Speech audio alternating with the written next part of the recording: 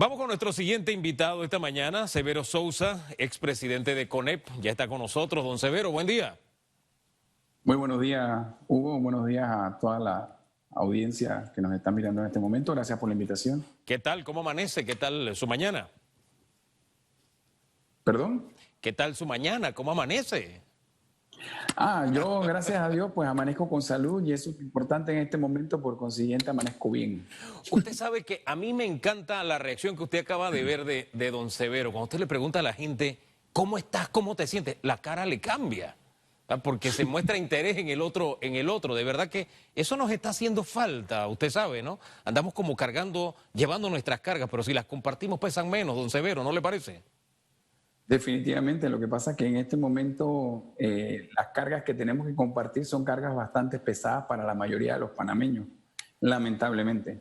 Ahora bien, son cargas pesadas y ayer dimos un paso. ¿Qué vio usted ayer que le gustó? ¿Qué vio ayer que no le gustó? Mira, yo ayer no tuve la oportunidad de dar mucha vuelta porque me dirigí a mi puesto de trabajo, hacer unas cosas y luego tenía que regresar.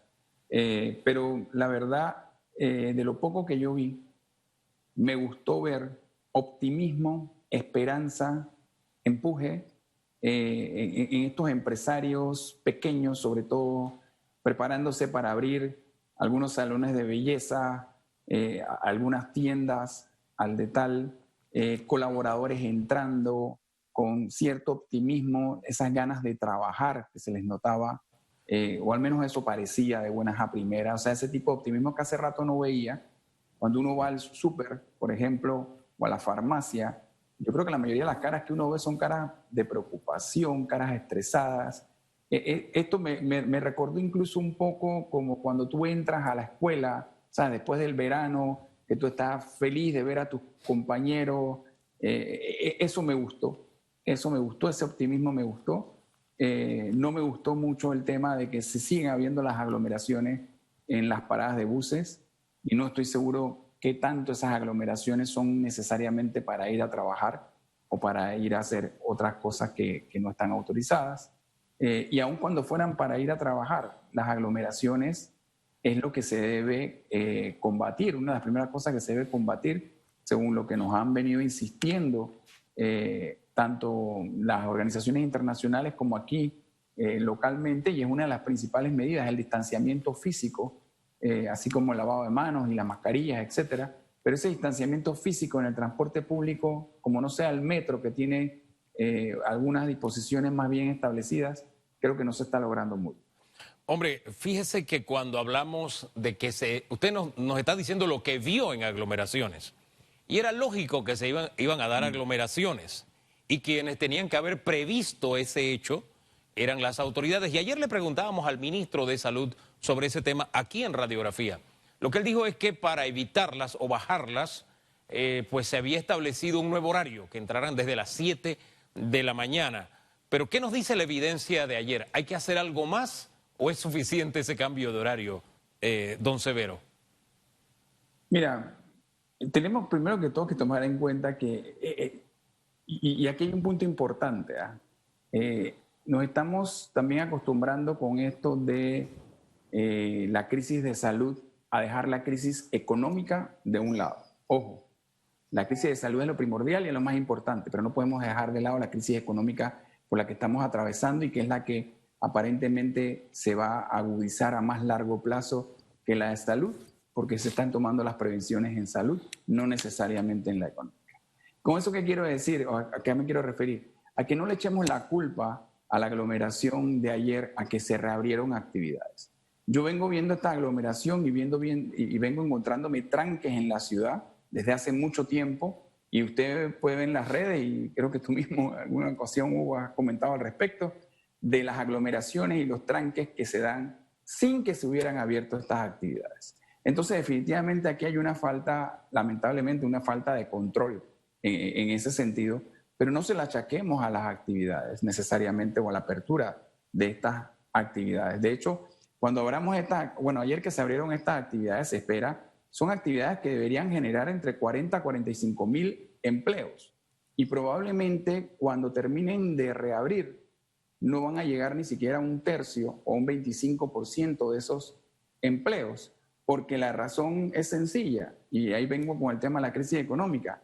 Nosotros estamos confundiendo reapertura de actividades con reactivación. Son dos cosas totalmente diferentes, y si ustedes recuerdan, nosotros veníamos planteando el tema de la reactivación antes del COVID, porque veníamos de casi 3 años de desaceleración económica con un desempleo en crecimiento.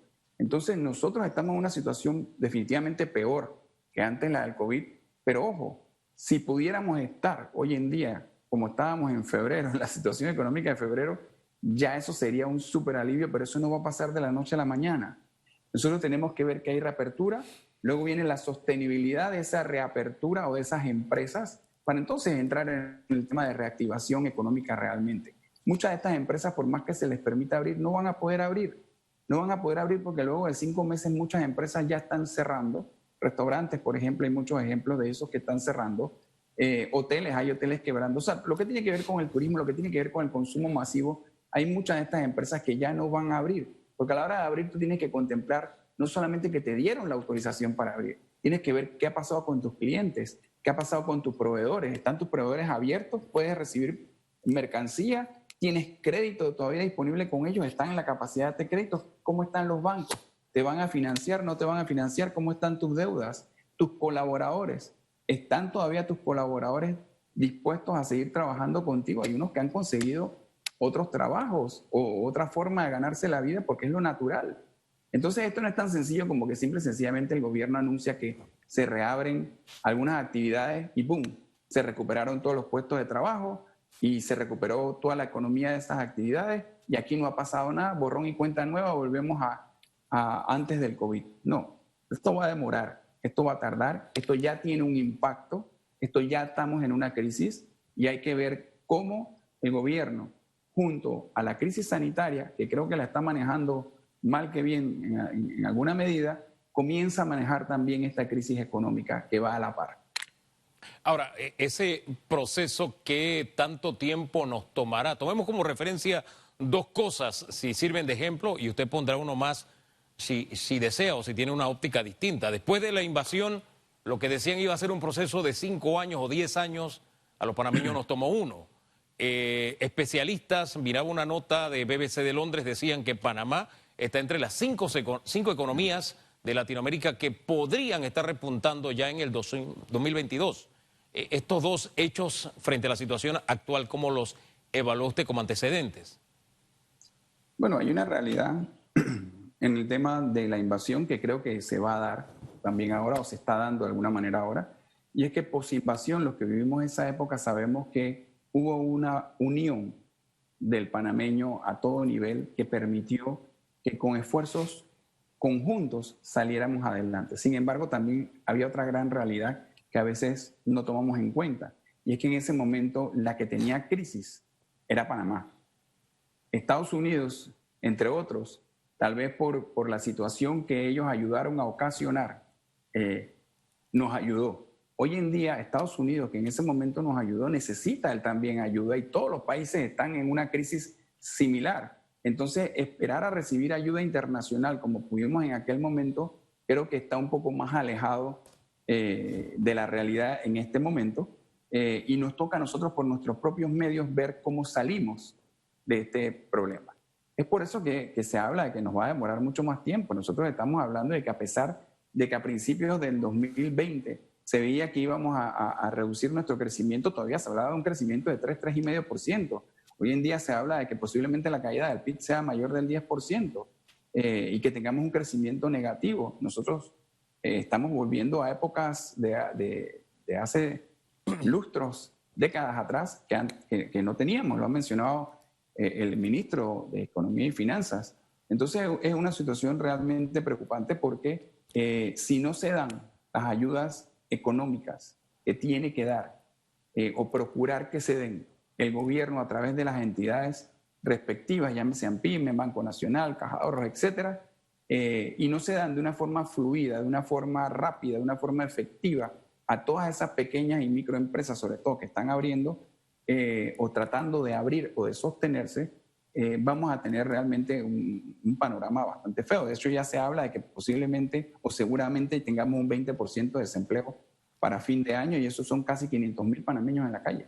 Ahora, la figura reiterada cuando hablamos de esto, y tomo lo que usted dijo hace un rato de la crisis sanitaria o de salud versus la crisis económica, es que si no tenemos la capacidad de enfrentar las dos en simultáneo, la segunda, que va a ser más larga, según usted nos plantea, al final también se convierte en una crisis de salud, una crisis que también significa muerte y que significa hambre, porque si no hay economía, si no se mueve, si no hay empleo, al final ese es el resultado, don Severo. Es correcto. Y me atrevo a decir que va a ser más larga porque al final del día, la crisis de salud, yo siento que el gobierno entero está pendiente de atender la crisis de salud. Se le están buscando soluciones y se está atacando de una forma u otra. Incluso ya los corregimientos o los municipios se han sumado a esa lucha y el sector privado está haciendo lo propio también, no solamente ya en sus empresas, sino que hay un movimiento, todo Panamá, que está tratando de ayudar en ese sentido. Sin embargo, inclusive, la crisis de salud eventualmente se encontrará una vacuna y por eso digo, eventualmente se irá reduciendo y bueno, Dios quiera, en unos 2, 3 años nos acordemos del COVID como aquella enfermedad que pasó.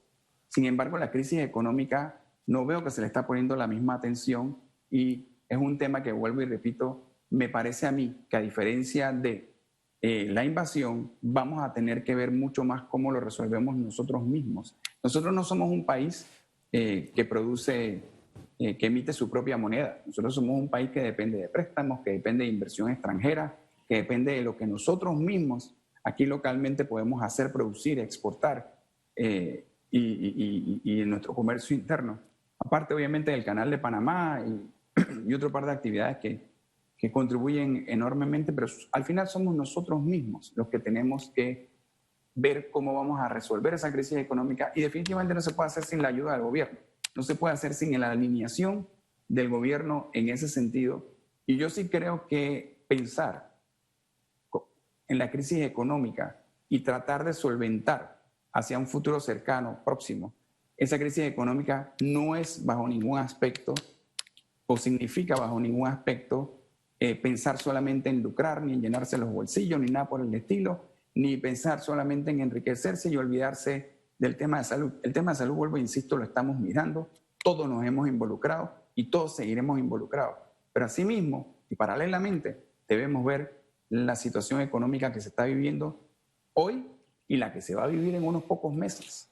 La gente creo que no ha realizado el tema de que no importa. Es más, el gobierno pudiera decir que mañana se puede reabrir todas las actividades y yo te aseguro y me atrevería a apostar que posiblemente ni la mitad de esas actividades van a abrir y de las que abran posiblemente van a tener 30-40% de su planilla funcionando en el momento, porque volvemos a lo mismo. Esta es una máquina que paró, en muchos sentidos paró, en muchas actividades paró, y volverla a poner en funcionamiento. Esto no es como prender y apagar la luz, es un switch, haces on-off, no.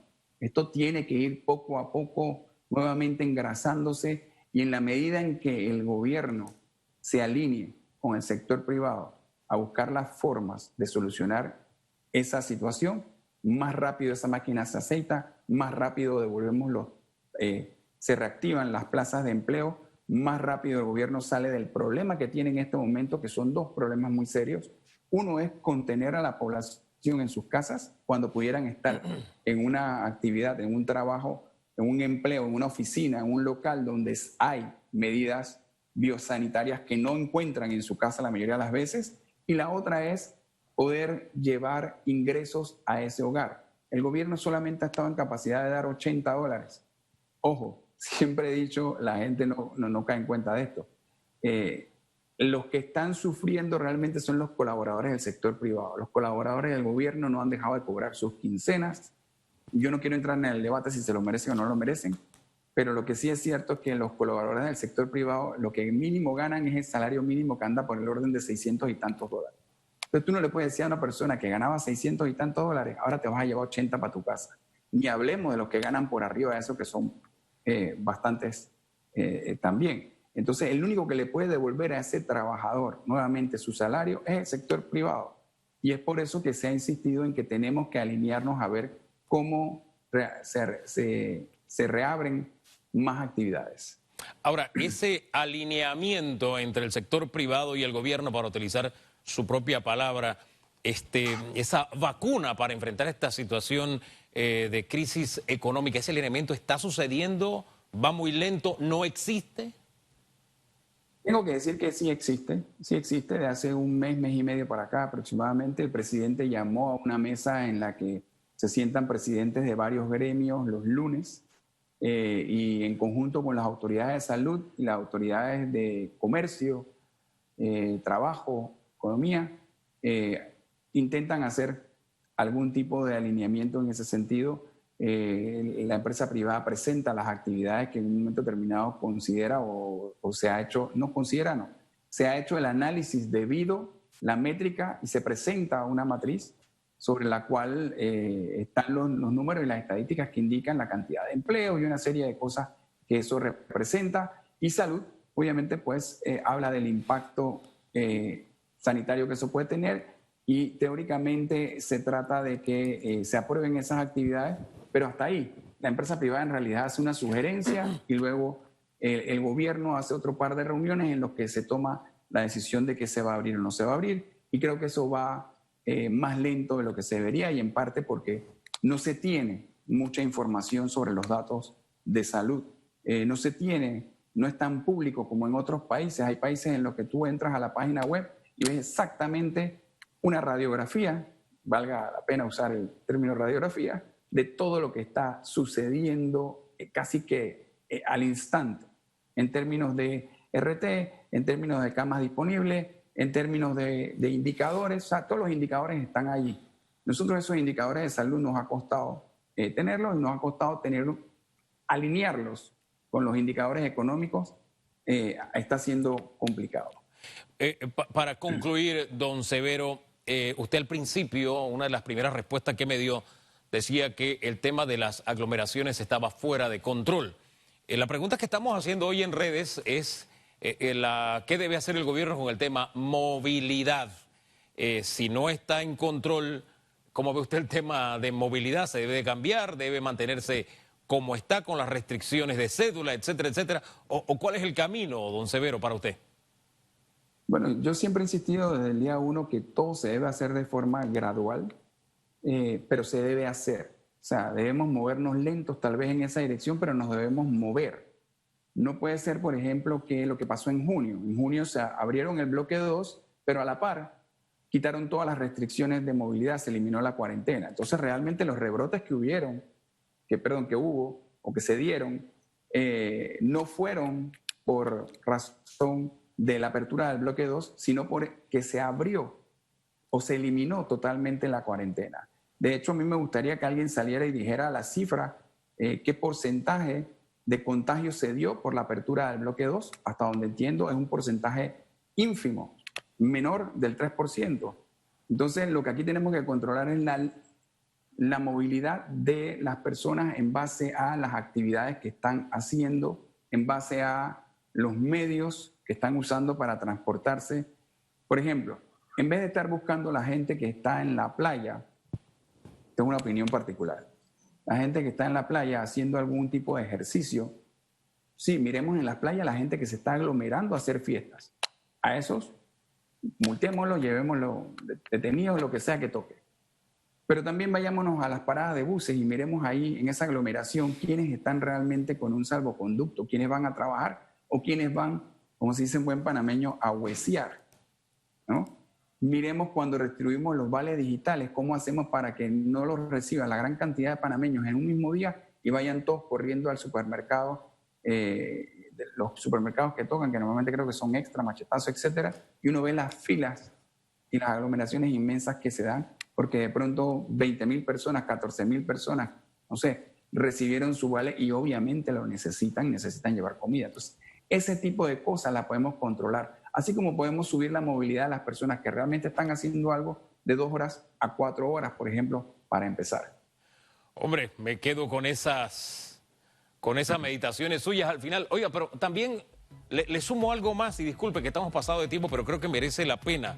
Este tema de las aglomeraciones en las paradas a uno lo deja pensando. Sí, puede que haya más gente de la que realmente deba estar en las calles, pero está la aglomeración. Y evidentemente nuestro servicio de transporte no es suficiente. Aquí hemos estado planteando que el gobierno, y lo decía el doctor Nieto hace un ratito, que el gobierno debía ser más ingenioso, más creativo.